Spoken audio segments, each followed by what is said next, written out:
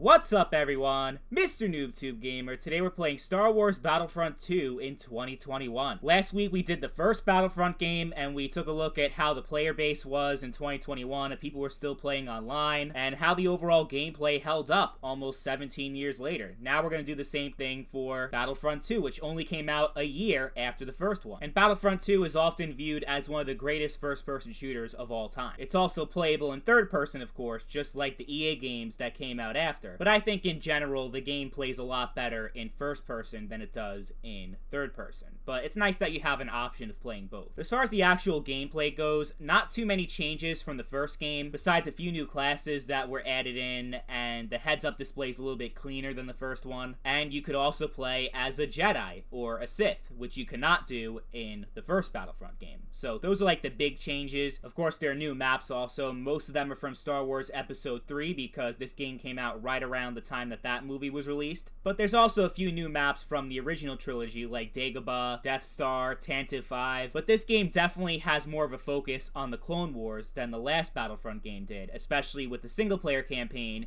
being the story of the 501st Legion. Really good single player, by the way, that I think ties in great to the actual movie, Star Wars Episode 3. And of course, you also have Galactic Conquest, which was also in the first game. But for this video, we're actually going to put more of a focus on the online multiplayer aspect of the game, which actually got resurrected a few years ago, back in 2017, after being shut down in 2014 when GameSpy went out of business because the servers ran on GameSpy. But yeah, you can play this game online no problem in 2021. All you have to do is go to multiplayer and the server browser comes right up. Doesn't get any easier than that. The only catch is that you must own the GOG or Steam version of Battlefront 2. The online multiplayer will not work on the Origin version. I have no idea why, but that's how it is, because I owned the Origin version before, and I had to re-buy it on Steam because I didn't know that the Origin version didn't fucking have online. So yeah, definitely stay away from the Origin version if you're looking to play online. It doesn't really matter if you have the Steam or GOG version because there is full crossplay support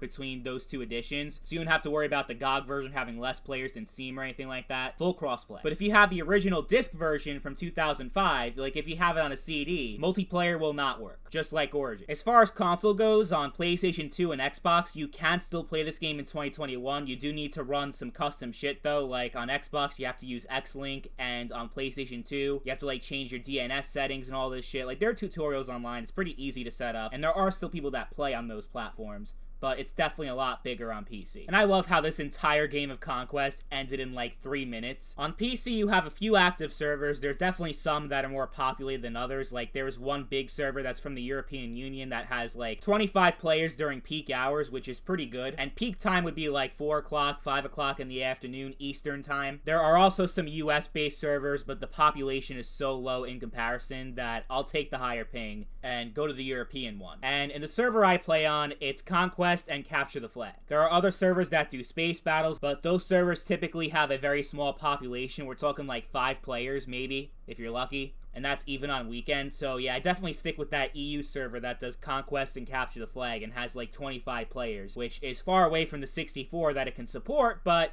that's about the most amount of players you can expect to see, all playing at the same time. And just like Battlefront 1 online, if you don't have a lot of players, like human players, they'll replace them with bots. And it's pretty easy to know if you're going up against a bot or a human, because if you're going against a human player, the username goes above their head, which you can see in this gameplay. And it's a nice feature to have, because if you're playing with like 10 people online and there are no bots to fill it up, the match will just drag on, you know? I'm usually not a big fan of bots in multiplayer, but I think in Battlefront it definitely works. But yeah, there are definitely still people playing online, a lot more than Battlefront 1. The most I've ever seen in Battlefront 1 is like 15, 16 players, and there's only one server that people play on in that game. But in Battlefront 2, you have like 5, 6, 7 servers, where you'll be able to find a few people at least. And of course, your server options may be limited depending on where you live, as well as the time of day that you're on. Like I said, I recommend you play at like 4 o'clock, 5 o'clock, 6 o'clock Eastern. Any later than that, it starts to get dead, which actually happened in this gameplay. I was playing it a little bit late, and I ended up having a lot less players online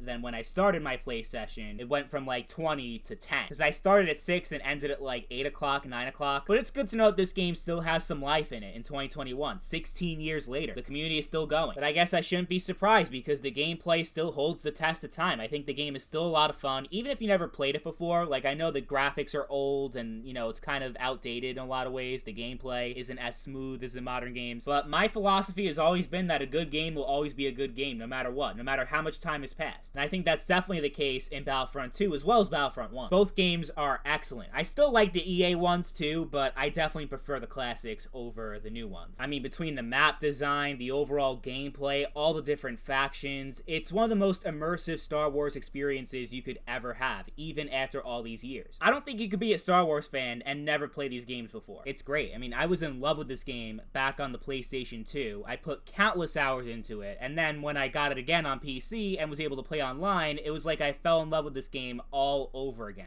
Because back when I had this game on PS2, I was like 7, 8 years old. I had no idea how to connect to the internet at all. So I think it's pretty cool that I'm still having brand new experiences with Battlefront 2, despite having it for 16 years already. And I'm still really pissed off that we never got a Battlefront 3. The closest we ever came to that was Star Wars Renegade Squadron on PSP, which was a pretty good game on its own right, especially for a handheld, but it was nothing compared to the original games. And just as a side note here, I'm wondering if you can actually still play Renegade Squadron Online in 2021 like you can with Battlefront 1 and 2. Because I actually remember playing a lot of Renegade Squadron Online on PSP back in like 2008, 2009. I'm pretty sure it was actually the game that was bundled with my PSP. I never played Elite Squadron though. I don't know how that game is. I think I heard from some people that Renegade Squadron is better than Elite, but I have no idea. But as far as Battlefront 2 goes, I guess there's no such thing as a perfect game, no matter how good it is, but this is pretty damn close to that. Like, if I had to do it, like, out of 10, I would probably give it, like, a 9.8, 9.9. Seriously. Like, I love this game so much. There just isn't really anything negative that I can say about the game. Actually, one thing, now that I think about it, of course. You notice in the gameplay that the graphics kind of look like shit?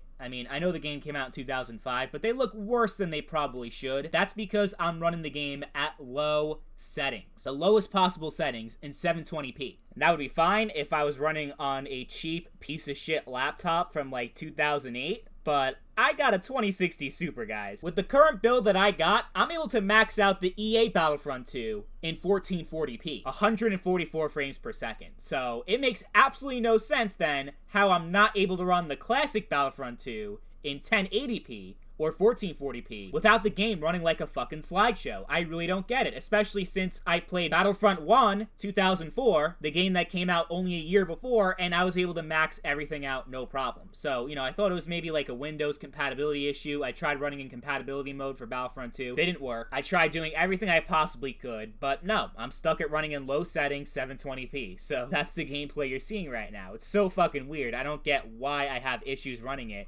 But keep that in mind, you might have issues too. But overall, I'd say Battlefront 2 is still great in 2021. Definitely play it if you haven't already, or if you haven't played it in years and you want to get back into it, definitely do that too. You will not regret it. But anyway, hope you guys enjoyed the video and found it helpful. If you did, consider leaving a like and subscribe to the channel for more content. As always, thank you all for watching, and I'll catch you guys later. Peace.